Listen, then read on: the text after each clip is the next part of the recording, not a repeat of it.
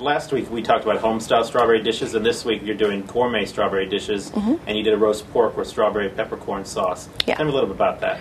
Well, I wanted to try something savory with the strawberries, something that is fairly easy to do, that your starter cook can do, but something that's different.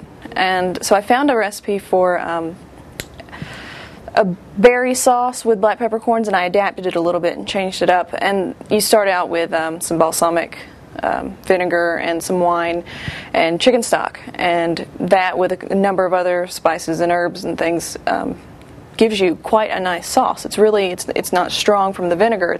It's really quite nice and quite smooth. Just follow the instructions and strain it well, and then add the berries at the end. You don't want to cook the berries too much, or they'll get a little smushy, but you'll still get that nice berry flavor, and it's good. And the pork is very simple. You're just going to sear off a pork loin and roast it, and then at the end slice it after it's had a chance to rest and the juices have kind of gone back into the center, and top with the sauce. It's really good and very easy.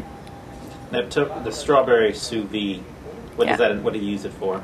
Well, sous vide is a method. It means cooking under pressure, and what you do is put an item in a bag, and then if you have a vacuum sealer, that's great. If not, I use a zip top bag and just squish the air out. The process of cooking sous vide is using a low temperature of water and cooking this vacuum packed item very slowly. If you were cooking a type of meat and you wanted it a certain temperature on the inside, you would set your water to that internal temperature and just let it go. And your meat will never go over that temperature. If you don't want it to be well done, it never will be. I mean, you can leave it for hours and it will never overcook. And you're also going to get the concentration of the flavors. Like when you poach something, you're going to lose a lot of the flavors into the water. Whereas when you do it sous vide, it's all contained in that bag. You're going to save the flavors. And what I've done with the strawberries is something similar to something I saw done at the Food Network. But this is a little different. I'm using strawberries and a little wine, some honey.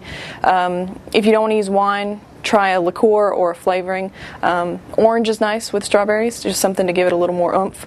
And the dish is real simple. Once you cook it in the liquid, let it cool, serve it in a bowl with the next recipe, which is sorbet.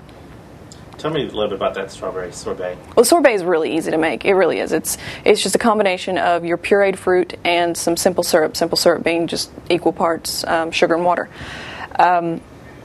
You put it into a ice cream machine, and just let it go. I've used little mint in this, and it's very simple. Last year I gave a recipe for a peach sorbet, and this year it's the strawberry with a little mint. And the cooler the item is when it goes into the ice cream machine, the smaller the crystals will be. So make sure you refrigerate whatever puree and the simple syrup before you add it to the ice cream maker, and you're going to get a really nice, smooth sorbet that you can serve as a dessert or to cleanse the palate between meals. Thank you. You're welcome.